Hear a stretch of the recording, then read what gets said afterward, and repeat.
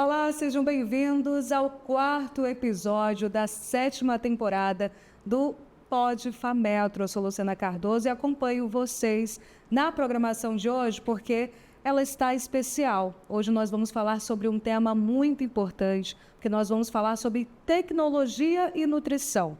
Como que a saúde está evoluindo nessa era digital? Falando exclusivamente sobre a saúde alimentar. E para falar sobre esse assunto, estou aqui com dois especialistas. O professor Davi Reis. Seja muito bem-vindo, professor. Muito obrigado pelo convite. Ele que é nutricionista e biólogo, mestre em saúde coletiva, docente do curso da Fametro, no curso de nutrição. Também estou aqui com a nutricionista Maria Eduarda Moura. Seja muito bem-vinda. Muito obrigada pelo convite. Prazer estar aqui com vocês. Ela que é nutricionista formada e tem especialização em clínica e esportiva, focado também no emagrecimento e hipertrofia. A Maria também atende idosos. Enfim, vamos dar o pontapé inicial, que é para falar sobre um pouquinho da saúde, né, em como ela está evoluindo, especialmente a saúde alimentar. Professor Davi, falando sobre a transformação da saúde nessa era digital, como é que está essa relação hoje da nutrição com a era digital, com as novas tecnologias? O senhor poderia falar um pouquinho para a gente? Com certeza. A gente teve um grande avanço com relação à nutrição no quesito digital, né? Eu lembro que quando eu me formei, isso há 13 anos, a gente vivia nas tabelas de composição de alimentos, as bibliotecas, e hoje não. Hoje a gente tem acesso a aplicativos, a programas de computador que faz todo esse cálculo para a gente, né? Mas uma coisa importante, não adianta você não ter a base, né, para você usar esses aplicativos, porque você pode se perder. Então é justamente isso que a gente consegue perceber na formação dos novos profissionais. Você precisa entender a base para você alimentar o aplicativo. Então o aplicativo ele veio para somar, claro, não é? Mas a gente precisa ter cuidado na interpretação desses dados. E eu lembro até que antigamente eu ia nutricionista e eu saía com vários papéis, inclusive até com as cores, né, da alimentação. Como que era antigamente, hoje você consegue ter tudo na palma da mão, né? Basicamente no aplicativo, né? Já fica tudo atualizado lá, se precisar mudar alguma coisa direto no aplicativo. É verdade. E já manda, né? O profissional já manda o plano alimentar pelo aplicativo, já tem um aplicativo pronto para isso. O que eu uso, eu cadastro e-mail, aí o paciente recebe e-mail, baixa o aplicativo e já tem acesso. E aí ele tem lá o diário alimentar. Praticamente ali. Se eu precisar mudar alguma coisa, ajustar, já atualizar automaticamente, tem no celular. Porque às vezes a gente dá o papel, eu ainda dou o papel, mando em PDF, mas às vezes está na correria ali, tu quer pegar, olha, vou conferir o que eu tenho que comer hoje, então, aí tem um prático, né, facilidade ali. Ainda mais que a gente comentou antes, né, na rotina, corrida, então essa facilidade, ela ajuda bastante. Bem mais prático, né? Mas assim, a gente fala sobre essa facilidade que a tecnologia está nos dando, mas existe ali um certo cuidado, né, professor? Eu queria até que o senhor falasse um pouco quais são os cuidados, né, que o jovem, aquele que está se utilizando da tecnologia, que tem toda essa facilidade de personalização, ele precisa ter a utilizar esses tipos de aplicativo inteligentes. Acho que vocês dois podem falar sobre isso, como é que de que fato esse manuseio, até que ponto ele pode ser positivo e até que ponto ele pode ser ali, até de uma forma errada, influenciar, né, numa dieta, por exemplo. Então, a era digital, ela veio mesmo para somar. As pessoas têm mais acesso à informação e é interessante porque uma pessoa incentiva a outra. Então, hoje em dia a gente vê, né, uma era de atividade física, de corrida, de mudança de hábitos. Mas nada vai substituir um atendimento humanizado. Porque se a gente não entender de fato o paciente por trás de uma dieta de emagrecimento, uma dieta para ganho de massa muscular, de nada adianta. O comportamento dele, questões emocionais que conta bastante, questão de digestão, né, fazer uma anamnese completa, e esses aplicativos eles não vão ter essa facilidade, não vão dar isso. E o paciente, na clínica eu atendo alguns pacientes que falam, eu vi uma dieta na internet, pesquisei e falo mesmo, né, abertamente. Mas eles falam, mas eu perdi tantos quilos, me estagnei. Porque chega um momento que não é só isso, não é só contar calorias, é muito mais que isso. é o comportamento, é mudança de hábitos, e a gente consegue ter essa conversa mais clara com o paciente e a gente consegue dar a orientação que ele precisa para chegar no objetivo dele. E, professor, e tem até aquela diferença também de patologias, né? Por exemplo, eu tiro a minha vida como exemplo, né? Eu tenho hipotireoidismo há muitos anos. Sim. E a minha dieta ela é um pouco diferenciada, né? Por exemplo, eu achava até um tempo atrás que eu podia comer qualquer coisa, né? Ou que eu poderia ali ter uma dieta ali personalizada por um aplicativo inteligente. Mas, no final das contas, existem algumas coisas que nem toda pessoa que carrega o hipotireoidismo ele pode ali estar absorvendo. Até nisso, os aplicativos inteligentes, eles nem sempre podem, né, ajudar, não é? Justamente. E existe uma coisa muito interessante que a gente pode contar, é que a clínica sempre vai ser soberana. Então, o profissional pode ter acesso aos exames, pode ter acesso ao aplicativo, mas o olhar clínico é que vai ser o mais, podemos dizer assim, o mais exato, né, digamos, no diagnóstico. Existem muitos casos, por exemplo, de pacientes que a própria Maria Eduarda falou, que eles já chegam com alguma coisa pra gente. Eu já cheguei com diagnóstico nutricionais, por exemplo. Olha, eu posso isso, eu não Olha, eu posso. vi no Google, vi em tal coisa. O meu diagnóstico é que eu tô com sobrepeso. E às vezes não é, eu atendo idosos também, e eu vejo muito isso. O paciente está com um IMC tal, que para adulto é uma classificação para sobrepeso, mas para a faixa etária dele não é. Então eu já chego com isso, é porque eu vi na internet isso, aquilo. Não é. Vamos ter calma, vamos primeiro entender sua situação e vamos deixar um pouquinho o aplicativo de lado. Na era digital, que a gente fala, a era digital que eu vou dizer, internet, depois da internet vem os aplicativos e depois vem a própria inteligência artificial, né? Então são 3 situações que a gente pode categorizar aqui. A época da internet, Google. A época dos aplicativos, quando você alimenta os dados e você tem um diagnóstico, né? E a era da inteligência artificial, quando você pergunta, coloca alguns dados e ele te supõe com base em várias bases, né? Então isso é muito preocupante do ponto de vista da saúde nutricional, porque as pessoas elas criam ideias de que elas precisam seguir aquilo sem considerar a sua condição clínica, né? A sua patologia. Então, no caso do diabetes, no caso do hipotireoidismo, no caso da hipertensão, existem situações que a gente precisa pautar. São situações mínimas que, às vezes, os aplicativos e o próprio Google, ele não dá, né? E a gente fica naquele dilema, como que a gente vai tratar essa pessoa que já está com uma opinião formada? A gente volta para as bases. Educação nutricional, começando de pouquinho, até de entendendo o processo, até a gente ter o sucesso no tratamento. E a gente vive numa era de muita informação, que é o excesso de informação. A sociedade em rede.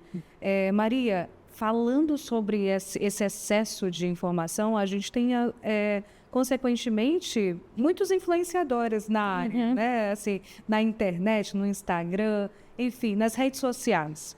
E, naturalmente, que o ser humano, ele gosta de ter o quê, né? De visualizar, né? O que aquele influenciador, aquele famoso está fazendo para ter um corpo ali mais shapeado, digamos assim, mais bonitinho, né? E a gente entra nessa preocupação desse excesso de informação. Como filtrar isso? Como entender, fazer com que as pessoas conscientemente entendam que uma dieta é para fulano, né? E outra dieta é para você. A gente tem que ter muito cuidado, né, com o que a gente filtra nas redes sociais. Porque tem isso de acompanhar influenciador, ter aquele corpo perfeito, a estética, né, que é atrativo, né, chama atenção. E os influenciadores, eles têm que ter cuidado com o que eles postam em relação a isso. Porque às vezes muitas pessoas, elas ficam focadas no corpo daquela pessoa. Ela não quer emagrecer, ela quer aquele corpo. E às vezes ela não consegue porque é individualizado. O plano daquela pessoa é para aquela pessoa. Então tem que ter cuidado dos influenciadores, assim, deles falarem sobre mudanças de hábitos, né? Que é um processo, de pouquinho em pouquinho, e não mostrar o quanto ele come, até mostrar o que ele come, mas não a quantidade, porque as pessoas se pegam as quantidades, né? Eu segui a dieta lá, era tanto de proteína, tanto de carboidrato, porque fulano botou, e eu queria perder peso, ele também, o meu corpo é parecido assim, né? Então, tem muito isso, então tem que ter esse filtro também. E voltando com o que ele tinha falado, né? dos aplicativos, muitas vezes o processo de emagrecimento, ele não acontece, de fato, por deficiências nutricionais. Que o aplicativo, ele não vai te dar essas informações. Justamente. Né? Então, um exame bem feito, né? Fazer um check-up, observar a leitura de um hemograma, de vitaminas. Então, é um contexto todo. E as pessoas precisam entender que não é só perder gordura. Tem um contexto todo por trás, né? E hoje a gente vê que 90% das pessoas é para emagrecimento, né? E até pessoas que já são magras, mas às vezes, pela questão das redes sociais, elas querem mais. Distorção de uma imagem, né? Eu quero aquele físico ali, entendeu? Então, não está satisfeita, quer sempre mais e acaba não curtindo esse processo.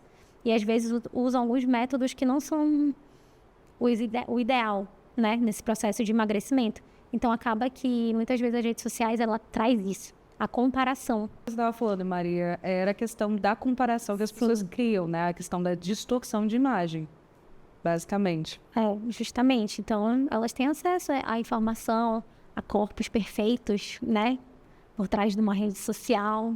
Inclusive, isso daí a gente também, em alguns casos, faz encaminhamento para psicólogo, né? Para a pessoa entender que é um processo. Como tudo na vida, ela vai ter um processo. E é importante, em alguns casos, a gente fazer, quando a gente já consegue observar. Né? Eu até falo que nutricionista é um pouco psicólogo, porque a gente escuta de fato as demandas do paciente para poder entender a rotina dele, entender o que acontece por trás de uma compulsão alimentar. Então, a gente tem que ter esse feeling ali para trazer resultados para o paciente, mas fazer com que ele entenda que é preciso que seja um hábito que ele vai levar para a vida toda.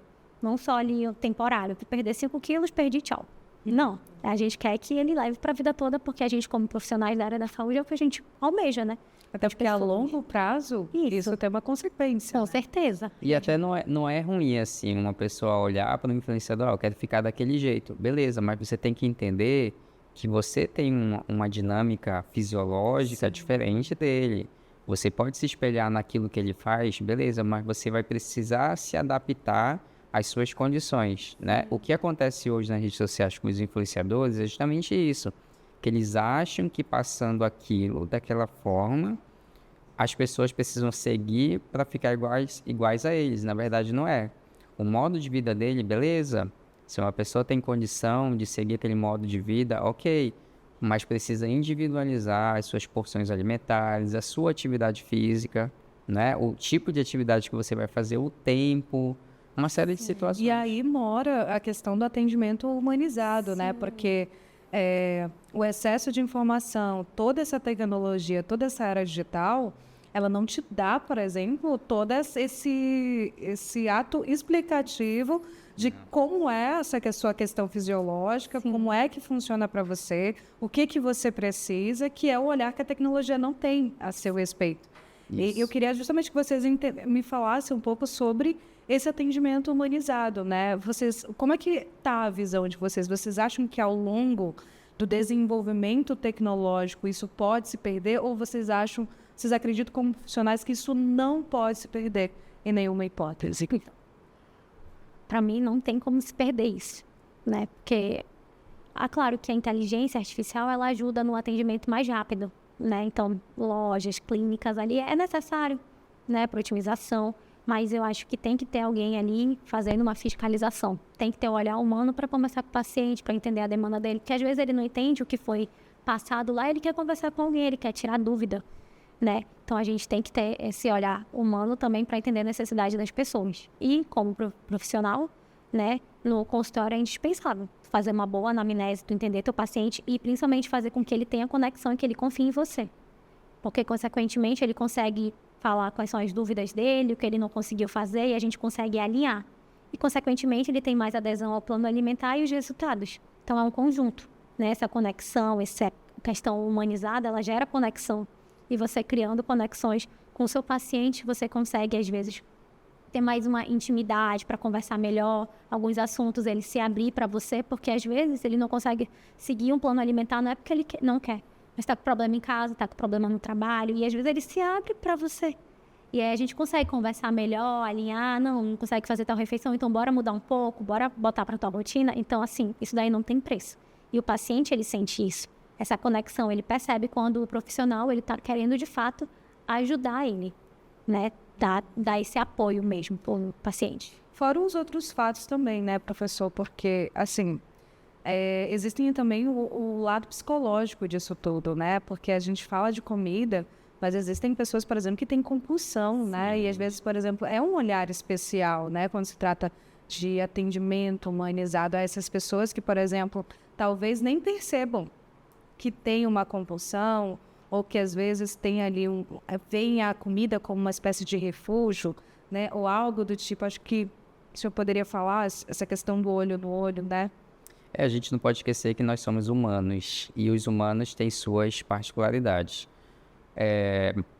Eu lembro muito bem que assim que surgiu os programas de nutrição, que a gente possa usar para cálculo de dieta, surgiu também uma ferramenta muito importante que ajuda na triagem, que é o rastreamento metabólico, como alguns chamam. Isso faz com que a gente possa entender algumas questões, são perguntas norteadoras, que a gente entende as particularidades do paciente. E aí a gente consegue ir na ferida, né? Podemos dizer assim. A gente consegue ir na ferida com aquela situação que ele relata, a gente consegue perguntar, mas isso, aquilo. Então, o que você trouxe para a gente com relação à compulsão é uma tendência de crescimento, né? Porque a gente vive num mundo agitado, a gente é multitarefa, né? E isso faz com que a gente deixe de lado questões básicas do cuidado, do próprio autocuidado. E dentro do consultório nutricional, assim como qualquer outro tipo de consultório, a gente está priorizando o quê? O paciente como corresponsável por sua saúde. Então, não é que ele vem ao nutricionista, que vai ao médico, que o médico, o nutricionista vai dizer, olha, tem que fazer isso, aquilo. Não. O paciente traz as suas demandas e a gente discute o seu plano de cuidado, né? E aí leva em consideração todas essas questões que impedem com que ele possa perder peso, com que ele possa ganhar peso, com que ele possa melhorar a sua condição clínica, né? E, dentre eles, a compulsão, né? Então, é claro que a gente não trata a compulsão. A gente trata o quê? O hábito alimentar para melhorar a compulsão. A compulsão é uma condição patológica que é cuidada pelo psicólogo, pelo psiquiatra, né? Pelo médico. E o nutricionista ajuda a partir de ferramentas com que ele possa melhorar esse hábito, esse comportamento disfuncional. Vocês falaram muito sobre as ferramentas, né? Como uma espécie mesmo de facilidade, né? Eu queria que vocês me falassem, assim, como que a tecnologia hoje, ela tem ajudado, né? O nutricionista, a nutrição em si, a tratar, por exemplo, a obesidade, as doenças crônicas, né? Eu falo assim, e como é que de fato essa tecnologia tem ajudado? Para mim, como profissional, eu uso plataformas, né, para auxiliar na montagem do plano, porque antes tu falou, a gente ficava no caderninho olhando lá para contar cada alimento, né? Então, para mim, assim, a forma que eu observo, né, no consultório, é justamente porque eu tenho uma facilidade maior para entregar o plano alimentar, então eu consigo ter mais tempo com o paciente de conversas, de coisas que eu percebo que podem atrapalhar ele no dia a dia fazer o plano alimentar. Então eu consigo conscientizar ele de outras coisas, como rotina, atividade física, o sono, questão emocional, o trabalho, às vezes desgaste familiar. Então eu consigo dar uma atenção maior. Então o aplicativo ele me ajuda a entregar o plano mais rápido, porque eu tenho uma facilidade para fazer o plano ali e consigo ver outras demandas, né? Então vou ter mais tempo para cuidar do paciente por trás do que ele falou, né? Aquele contexto todo por trás de tu entregar um plano alimentar, que a gente tem que observar. Interessante. Professor? As ferramentas, com certeza são algo positivo, né? Como eu falei no começo, a gente precisa saber usar, né?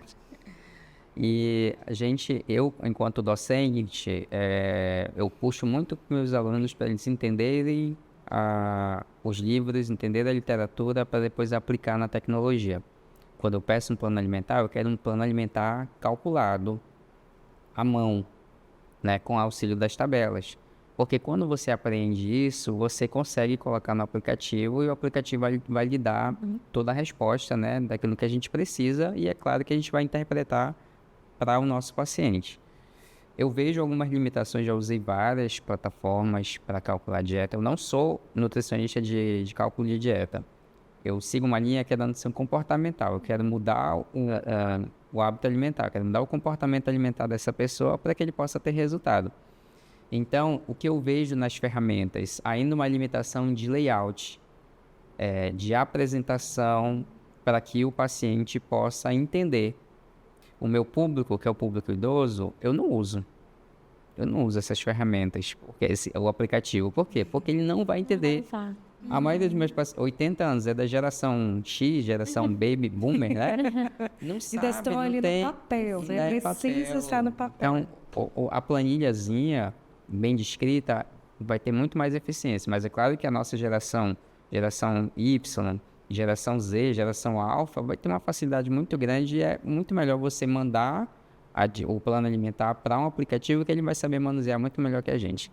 E a gente está falando tanto dessa facilidade de fato do jovem, né? A ter ali, por exemplo, na tela já um atendimento mais personalizado, digamos assim, um plano personalizado. Mas a gente tem uma preocupação aí, porque querendo ou não, quando se trata de jovens, que tudo é muito rápido, né? As informações são mais rápidas, eles conseguem as coisas de uma maneira muito mais rápida. Mas se a gente for olhar hoje para os dados que a gente tem no país, a gente vai ver que a nossa comunidade idosa, né, os idosos em si, eles mais de 60% estão adoecendo, né? Estão com uma doença crônica, estão com alguma coisa que é resultado de hábitos alimentares ao longo dos anos. Sim. Né? E isso é preocupante para a gente, porque querendo ou não, quando a gente olha para a nossa juventude hoje, que tudo é mais rápido, é automático não só a questão da era da informação, mas também a comida. Sim. Né? Que tudo é mais fácil, o fast food está aí, né? Tudo é mais prático. Eu queria que vocês falassem para a gente como que mudar esse pensamento, como conscientizar isso, né? Qual a importância de realmente a gente ter, tudo bem, a tecnologia a nosso favor, mas entender que os jovens de hoje, se ele não cuidar, ele é o idoso de amanhã. Sim. Ele trabalha com idosos, eu também. Só que meus idosos eu passo orientações nutricionais, que é para eles mudando alguns hábitos e desconstruir algumas coisas da infância, né? Sobre alimentação, sobre dieta. Então, com eles eu trabalho mais essa questão de orientações nutricionais. A gente tem palestras, né? E eu sempre converso com as pessoas que eu trabalho que quando eu faço alguns atendimentos individualizados, tem idosos que relatam, não, eu faço atividade física desde novo, eu corria, eu fazia alguma coisa. Aí você vê como que está a saúde hoje. E a gente percebe o idoso que não se cuidava, que nunca praticou atividade física, que nunca deu essa importância, né? E como que está a saúde em questão de patologia, que eu falo, né? Tomando muitos medicamentos, né? Tomo medicamento para uma patologia, já surge outra, mais um medicamento. Então, o corpo fica todo inflamado, né? Então, às vezes, atrapalha na perda de gordura também essa questão do excesso de medicamentos, né? Então, a gente consegue perceber que tudo é a construção de hábitos e a alimentação é o principal, é o primordial, né? Então, tem acesso a fast foods, a comidas mais rápidas, mas a gente precisa, nós, né, precisamos entender que tudo que a gente está construindo é um processo. Então, assim, nada que é muito rápido, ele vai ter um resultado prolongado. Então, a gente tem que entender que o processo de emagrecimento, eu falo de emagrecimento, que é o que a maioria das pessoas buscam, né? De emagrecimento é um trabalho de formiguinha. De pouquinho em pouquinho, aí mudando os hábitos, não iniciando mudando 100%, mas mudando aos poucos, entendendo, tendo um equilíbrio com a alimentação, sabendo a importância de fazer atividade física, de se hidratar corretamente e também de ter um sono adequado, porque muitas pessoas não têm um sono adequado, né? Aí acorda no outro dia energético. Aí nessa era é muito difícil um jovem falar. Não, eu acho muito assim, diz que é professor, né? Aí o aluno, não, professor, porque eu não dormi hoje. Não, porque eu fui dormir, era 2 horas da manhã, era 3 horas. Dificilmente a gente vê um jovem chegando para a gente e falar assim, olha, dormi tão bem. Olha, passei a noite inteira. Graduação é difícil, né? Gente, como assim? E realmente é algo Sim. Assim, eu falo, é uma preocupação. A gente tem que priorizar a nossa saúde. Por exemplo, na época da faculdade, eu treinava 5 horas da manhã. Porque eu trabalhava o dia todo e estudava à noite. Era o tempo que tinha. Eu só treinava, se eu não treinasse, eu não treinava. Então, eu tinha que acordar. Então, às vezes, eu dormia 1 hora, 2 horas, estudando para a prova, acordava 4h30, 5 horas, estava na academia. Questão de prioridade. Então, era a minha prioridade. E, para mim, era importante porque eu conseguia ter mais disposição durante o meu dia, que era muito agitado. Então, para mim, a atividade física era muito mais por isso. Mas aí vai construindo, né? A questão da estética, vai se gostando mais, vai melhorando a autoestima e tudo isso vai construindo a gente. Então, acho que a gente consegue também ter mais resultados nas coisas que a gente faz no nosso dia a dia. Então, para mim, era isso. Era eu ter disposição para aguentar o meu dia todo. E aí, mas era uma prioridade, eu dava essa prioridade para mim. Então, final de semana, eu tentava descansar para começar a semana assim. Mas aí a gente também tem que entender que a gente precisa renunciar a algumas coisas, né, para a gente conquistar outras. E é tão legal aquilo que ela falou, porque assim, hoje também existe aplicativos que organizam o seu dia. Sim. Né? Então, os jovens que Tantas têm mais facilidades, né, facilidades, pra ali, organizar. ó, organiza o seu dia, organiza o seu horário de sono, né? Organiza o seu horário de estudo, o seu horário de estudo extra, né? Fora a graduação. E principalmente com relação à alimentação. Eu sempre costumo falar o seguinte: você precisa manter os seus horários alimentares, porque senão o seu corpo ele pode sentir e pode trazer coisas drásticas para você. Então, se você deixa de fazer um lanche da manhã, você só vai almoçar, você vai ter uma mudança fisiológica muito grande. E isso se deve por quê? Por causa da nossa vida corrida. Então, um aplicativo desse pode ajudar a organizar. Olha, é horário de tomar aqui a sua água, é horário de se alimentar. Então, esse é o ponto positivo, né, de uma tecnologia que possa auxiliar no seu autocuidado. Já vi muito, inclusive, os jovens, aquela ideia da vida corrida, né? Aí, por exemplo, como por conta do excesso de informação, ele não consegue ter disciplina para organizar, né? E muitas vezes, por exemplo, perdeu a alimentação da manhã. Aí ele vai, substitui o almoço. Consequentemente, mais tarde, aí parece que o nível, eu falo, a quantidade de alimentos que ele come é o dobro, é maior.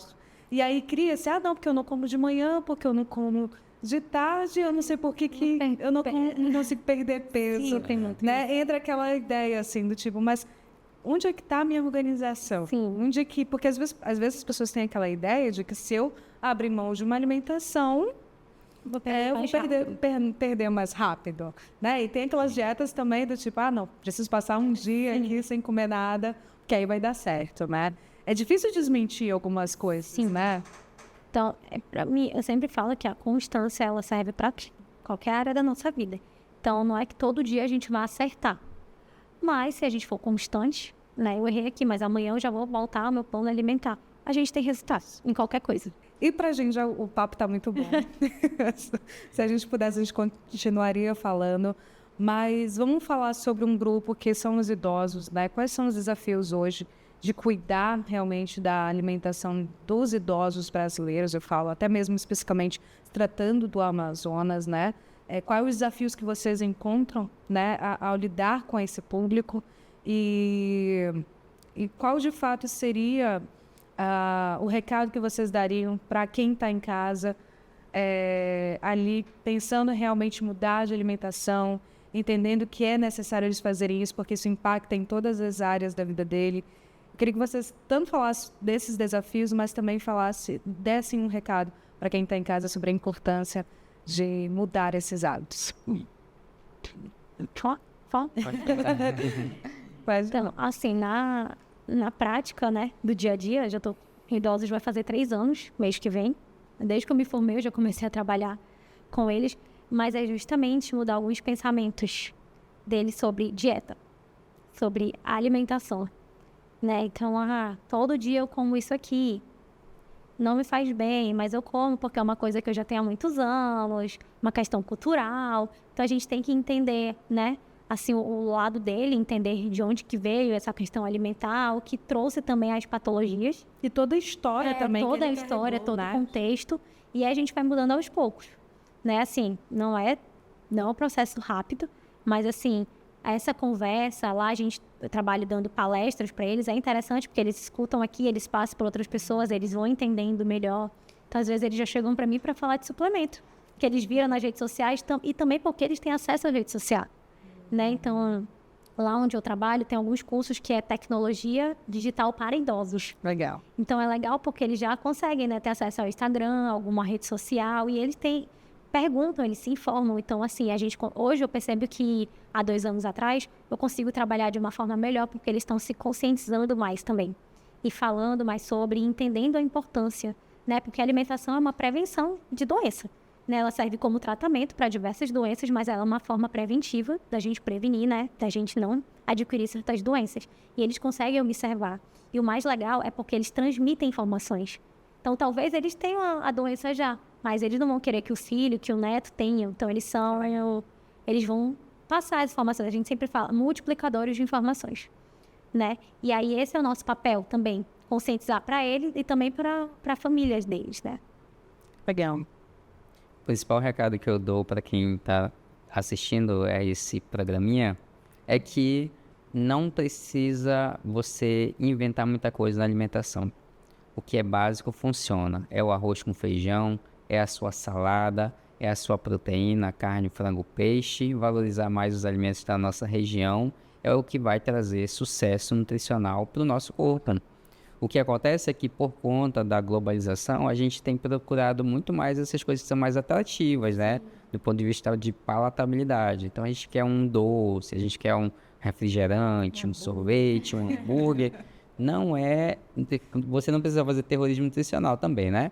Mas, se você come o básico, você consegue ter uma saúde de qualidade, né? O que a gente precisa entender é que fazer uma dieta, fazer uma alimentação saudável não é caro.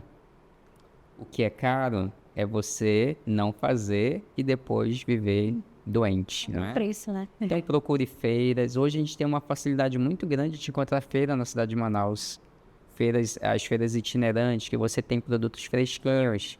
Então a gente precisa voltar a valorizar aquilo que é nosso, no nosso dia a dia, para consequentemente ter mais saúde, né? Então as pessoas que estão nos assistindo, faça o básico, né? Se for para sair da dieta uma vez na semana, não tem problema, mas você precisa seguir o básico, que isso vai dar certo. Perfeito. Mais uma vez, obrigada pela presença de vocês, obrigado pelas dicas, obrigado pelo conhecimento compartilhado, tá bom? E a gente vai ficando por aqui, o 4º episódio que acaba por aqui, mas não esqueçam, 90% da sua vida vai ser regrada a alimentos que são necessários e básicos, como o professor Davi acabou de falar. A gente se vê no próximo episódio. Curta o nosso programa, se inscreva no nosso canal e participe das nossas redes sociais. Até o próximo.